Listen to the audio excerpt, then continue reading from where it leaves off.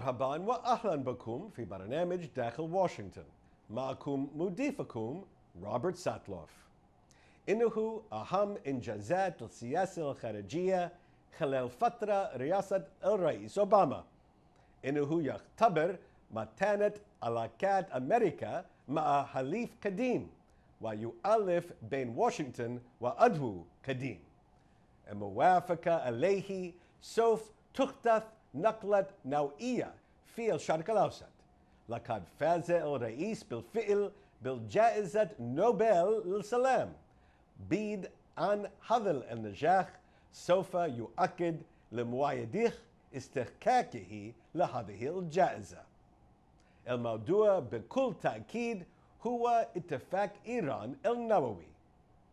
سوف نتناول اليوم بأكثر تفصيلا في برنامج داخل واشنطن أحد الجوانب المهمة للجهود الدبلوماسية مع إيران نظرا للدور المهم الذي تنطلق به في كيفية وصول إيران والعالم إلى النقطة التي يكون عندها اليوم وفي رسم وجهتهم المستقبلية المحتملة. موضوع اليوم هو العقوبات، وهي الجزاءات المالية الدولية أو الإحاديات الجانب المفروضة ضد إيران.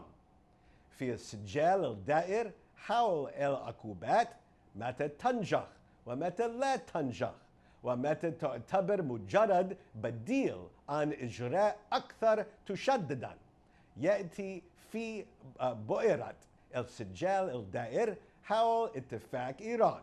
معنا اليوم في برنامج داخل واشنطن لحسن الحظ أحد الخبراء الدوليين المرموقين في مسألة اقتصاديات العقوبات، وهو أحد وادئي السياسات الذين ساغوا الكثير من العقوبات المبكرة ضد إيران. ضيفا منتظما معنا، ويسرني أن أناقش اليوم اقتصاديات العقوبات مع مسؤول البيت الأبيض السابق نظرة.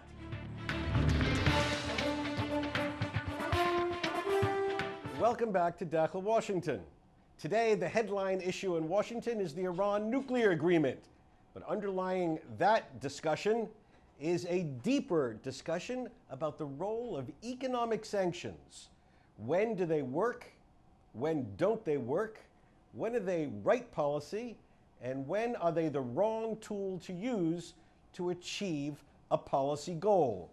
To answer these questions for us, I am delighted to welcome one of our regulars, who is one of America's foremost experts on this topic, my friend Juan Zarate. Thank you, Rob. So Juan, let's take a look at economic sanctions. Historically, what's the goal of economic sanctions? Well, the use of economic sanctions, some call it economic or financial warfare, is not new, dating back to the Peloponnesian War, where the cutting off of access to trade and commerce was a part of warcraft or coercive diplomacy. And so sanctions have evolved over time as an alternative to war, principally a way of using access to markets, commerce, and trade as a way of changing behavior. And in the modern era, really as an alternate tool to warfare. You saw this in the founding of the UN and in the post-World War II period, a sense that you needed alternative elements of international and economic statecraft that would provide an alternative to war.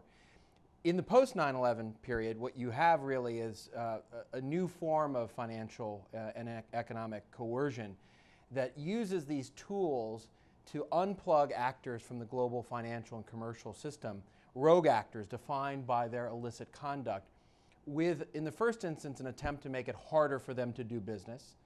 For example, harder for the Iranians to get access to particular types of equipment or dual-use items, making it harder for actors to get access to the capital markets for investment purposes, and making it harder for them to move capital and resources around the world.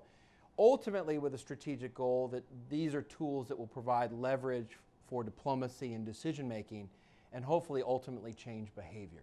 So, historically, do they work? Do they change behavior of the party that is being sanctioned or penalized? Yes and no.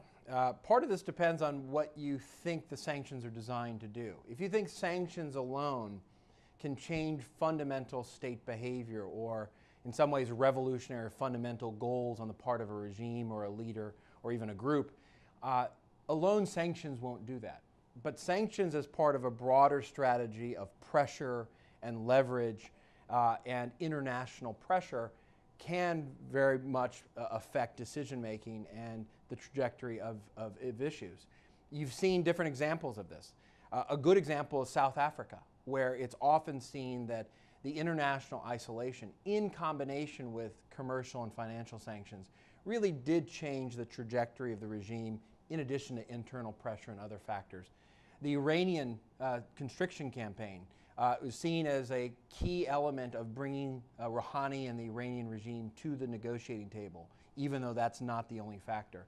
But there's other cases. The Cuba case is seen as a case of somewhat sanctions failure, where sanctions alone, the isolation of the Cuban economy by the U.S. alone, wasn't really able to change the regime and ultimately hasn't yet been able to change its trajectory or behavior. And so there are different case studies, different factors, and different contexts in which sanctions and pressure can work and sometimes fail. Now, there are many different types of sanctions and many different levels of sanctions. You just referred to several different types in just your remarks, what we call unilateral sanctions or multilateral sanctions. Talk about the different types. Well, I think there's two ways of thinking about this. One is the traditional way that we've thought about sanctions, which is you can have unilateral sanctions. For example, the U.S. deciding that the U.S. is not going to do business with particular actors, that it's going to prohibit U.S. persons, citizens, companies, banks from doing business with particular individuals or entities, drug traffickers, terrorist financiers, members of the Quds Force of Iran, all sort of prohibited individuals. Those are unilateral. That impacts the U.S. Multilateral has been seen to be those measures that are taken by the UN Security Council, which has imposed sanctions that are obligations on all member states to impose particular types of restrictions, visa bans, travel bans, financial restrictions. And so that's one way of thinking about it. Internationally, there's a unilateral and a multilateral construct. I don't think that works as much these days, and I'll explain that in a second. The other way of thinking about sanctions is by what they impact. They impact trade and goods and commerce. They can impact financing. They can impact access to particular types of markets, or they can impact individuals and their accessibility in the international domain, their ability to travel, for example. And so there are different types of markets and goods that can be targeted with these sanctions.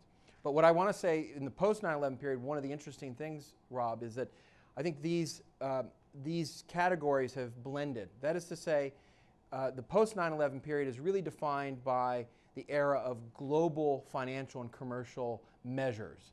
These are sanctions and financial measures that really are geared to unplugging rogue actors from the global financial and commercial system. So all of those categories are impacted, and this category of unilateral and multilateral really is sort of done away with, because in some ways what the U.S. says and does in terms of access to markets, in particular the financial markets, really is a global standard and really does have global impact. And so sanctions have evolved over time. They're much more global because of the interconnected global and financial and commercial system. And when you look at that whole spectrum, what works best? You have to make a choice. Yeah, absolutely. I think there are two ways of thinking about this. One is, how does sanctions and financial measures fit into a broader strategy? And I think in that case, most instances demonstrate that when sanctions are a part of a broader strategy, when there's a sense that there are multiple elements of leverage being brought to an issue or to a regime, that's when they're most effective. If we're solely relying on sanctions to do the heavy lifting of changing behavior or of changing something strategically, that is often a prescription for less than effective strategic means and goals. On the other hand, there's a dimension of sanctions that really is about illicit conduct. And this is really a change from the pre-9/11, post-9/11 period. Because prior to 9/11, much of the sanctions regimes were focused on regimes, on hermetically sealing a country like Iraq, for example, or South Africa. In the post-9/11 world, what has really been the emphasis is what's the underlying conduct that is prohibited and that is illicit, and how do we isolate that? And in so doing, what you do is you isolate the rogue behavior and the rogue actor. And in this period, I think what makes these measures so effective is if you can demonstrate openly, based on international principles, that an actor is engaged in illicit conduct, whether it's proliferation, nuclear programs, for example, whether it's terrorist financing, whether it's money laundering, whether it's corruption, tax evasion. These are elements of the international system which are inherently prohibited and then are isolated as a result of these measures. And so in this period, I think those are the types of measures that have been most effective and most enduring. And when it's targeted against an individual, it really has an impact. I mean, it's tough for somebody sitting in a desk in Washington to think that, let's say in the old days, Osama bin Laden really cared that he wasn't allowed to travel to America, or he couldn't, cash a check at an American bank. Yeah, and I think this is a very important question, because we've thought of targeted sanctions in the past as a way of targeting the leaders of a country or the leaders of an organization like Al-Qaeda, and that will have impact. It has some symbolic value, and it may have some impact in the marketplace. But where these kinds of measures make most sense is in the element of financial and commercial facilitation. That is to say, those actors that actually need access to goods and financing in the international system are the most susceptible to these measures, and the most susceptible both psychologically and materially. And so most of the actors that have been sort of most well targeted in this context are those that have one foot in the field of illicit conduct, but also one foot in the field of legitimate commerce, where they need bank accounts, where they need to trade, where they need insurance. And putting that at risk really is the most effective way of changing behavior. And so it's less about targeting the leadership and more about targeting the financial and commercial elements that support the leadership or the behavior that we're trying to impact. Okay, when we come back, we're going to specifically look at the Iran case, see what sanctions have done, what they haven't done, and what they might still be doing, even if the Iran agreement is approved, in just a moment.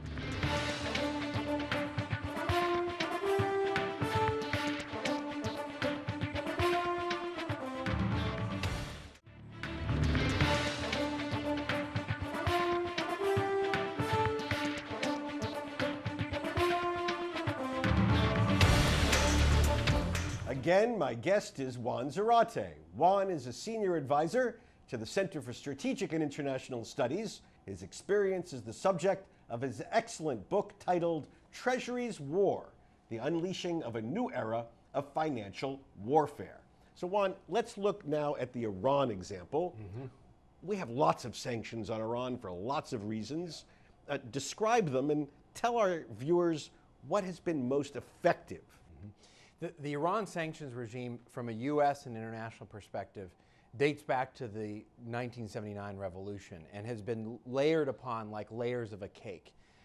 It's been layered upon for purposes of dealing with Iranian sponsorship of terrorist groups, Iranian pursuit of nuclear programs, Iranian human rights violations.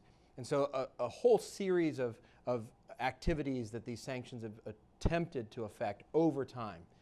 What you had in 2005 was an intensity of that pressure from the United States and the international community, given the concerns around Iran's nuclear program. And so what you had was a dual track of diplomatic engagement and what I call financial and economic constriction, which over time began to harm and isolate the parts of the Iranian economy that mattered most to the leadership, starting with its banking system, starting then with transport and shipping, moving then to the insurance sector, and ultimately then to its oil trade.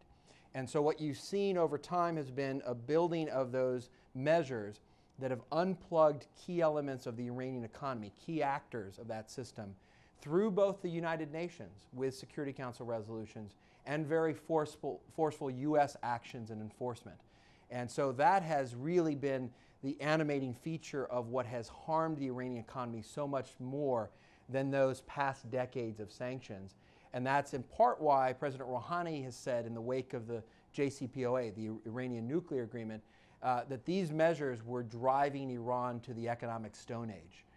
They were really harming the Iranian economy and beginning to impact the way that the regime could even think about its own existence and its survival. Tell us for a minute about the role of secondary sanctions. What is the difference between a primary sanction and a secondary sanction, and how does that apply in the Iranian case? Well, what you have in the U.S. system in particular is the ability to sanction U.S. parties or those subject to U.S. jurisdiction for doing business with illegal actors or for illicit conduct. And so that would be the ability to sanction a U.S. company, for example, for doing business in North Korea or in Iran or in Syria. And so that makes sense against a U.S. company. A secondary sanction is the ability to sanction not a U.S. company doing business with a prohibited party, but a third country individual or company. And so a French company, a German company, a Japanese company, a Turkish bank, all then in a secondary sanction regime become subject to U.S. measures and enforcement. That is to say, if in the context of Iran, the Congress put in place secondary sanctions that allows the U.S. to fine, sanction, bring enforcement actions against third country companies and individuals for doing particular kinds of business with Iran. And that has been incredibly impactful because at the end of the day, the calculus in a secondary sanctions regime is, do you want to do business in the U.S. or do you want to do business in Iran? And for most countries, given the size of the American economy, given the attractiveness of our economy and capital markets, that decision's a no-brainer.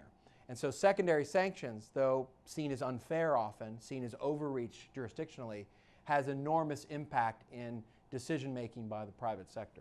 So now, when you look at what the Iran deal, the Iran agreement includes, I mean, on one hand, all sorts of requirements that Iran has to fulfill, what sorts of sanctions would come to an end with this agreement? It's a great question because much of the complexity of this deal and the negotiation has to do with the unwinding of these measures. And the unwinding is incredibly difficult in part because you have so many of these sanctions layered over time. U.S. sanctions, European Union sanctions, UN sanctions, and they are sanctions for different purposes. And so the construct in the deal has at certain points, for example, implementation day, which will be about a year from now if Iran complies with its obligations, or transition day, which is 8 years from now, you'll see the lifting of broad swaths of sanctions. And so, for example, after implementation day in the European Union and the US, a number of Iranian institutions will be delisted.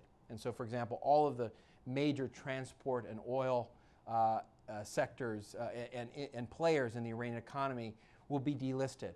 And the types of activities that were prohibited with them will now be allowed. And so those kinds of commercial relationships can begin. Other measures over time will remain, and the ones that will be most persistent and the ones that the U.S. will keep in place are those that are tied to things that have nothing to do with the nuclear program, that have to do with terrorist support, that have to do with human rights abuses. And the European Union will as well keep those measures in place. And so this becomes a fairly messy process of unwinding. But I think one of the things the Iranians will no doubt do will be to create a sense of inevitability that all of these measures will be lifted and that there's a gold rush mentality for actors to get in. And I think what I've heard, at least, Rob, is that the Iranians are trying to convince international actors, both public and private, that now's the time to get in, that this is a good time to get good deals, and that if actors don't get in now, they're going to be on the outside looking in as the Iranian economy recovers and rehabilitates and reintegrates to the international system. So when we sum it all up, when we look at the Iran sanctions experience, we only have about 30 seconds left.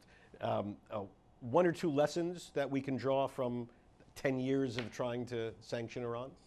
I think the first lesson is that pressure based on conduct really works. That is to say, the ability to identify the things that the Iranian regime was doing that wasn't just distasteful from a security perspective or from a diplomatic perspective, but that really mattered to the private sector. Money laundering, terrorist financing, corruption, all of these things actually affected the market's unwillingness to do business with Iran. And that, at the end of the day, was the cornerstone of this financial isolation for Iran in the post 9/11 period. The second thing I would say is the more that you can gather international pressure, obviously the more effective these regimes are.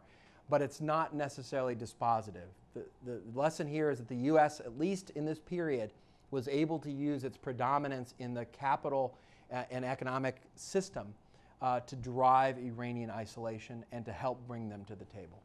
Juan Zarate, you're the man. Thank you Robert. very much. Thank you, Robert. It's a pleasure.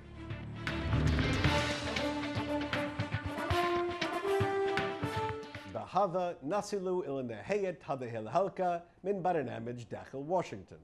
إذا كانت لديكم أي أسئلة أو تعليقات حول هذه الحلقة، وخاصة بشأن استخدام الضغوط الاقتصادية في السياسة الخارجية، أرجو أن تراسلوني مباشرة على عنوان البريد الإلكتروني التالي insidewashington@alhurra.com.